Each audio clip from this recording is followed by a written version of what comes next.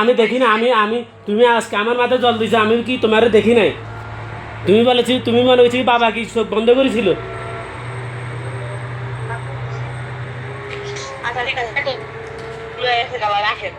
না রাখতাম না।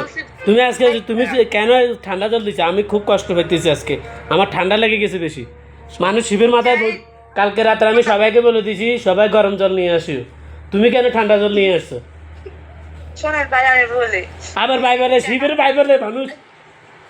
আরে শোনেন, আমি বলি, আমি তার ভাইয়ের নিয়ে মানে গরম লাগছিল বেশি, তো এই কারণে ঠান্ডা জল লাগছে। ওই গরম আমার ঠান্ডা তোমার, আমি তো কালকে রাতে সবাইকে বলে দিয়েছি স্বপ্নেতে, বলছি সবাই আমার জন্য গরম জল নিয়ে আসো, গরম জল নিয়ে আসো। তুমি কেন ঠান্ডা জল নিলে? আমার তো গরম লাগে না, আমার তো ঠান্ডা, আমি তো সবসময় শীতল হয়ে থাকি। আপনি যেহেতু এত কিছু জানেন, তো এটা জানেন না যে আজকে মরে গেছিলাম গা আগুন ধরে, এটা পেলেন না? কোনটা? আপনি যেহেতু মহাদেব বুঝছেন, আপনি যে আমার আগুন দেখে ওটা কি দেখেন নাকি আপনি? তা আমি দেখছি না, আমি দেখবো না কেন? আমি তো সব কিছু দেখি। তুমি এখন কী করো সবগুলো আমি দেখি। মহাদেব তো সব পুরো পৃথিবী নিয়ন্ত্রণ করে মহাদেব। গরম জল আছে, এই জন্য তোমার এরকম। আপনি যেটা কিছু জানেন, আমি তু- জাস্ট দুধ জাল বাড়ছে, আমার চুল পুরা পুরা আলাইছে, জানেন?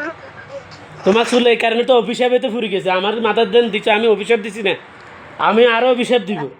অভিশাপে তুমি আরও অভিশাপ দিব, তুমি কি চা আমি অভিশাপ দিই?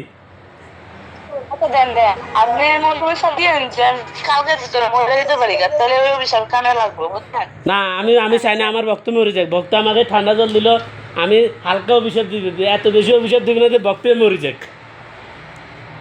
না ভাই, আমি চাই আবার ভাই বলিস না রে, ভাই বলিস না।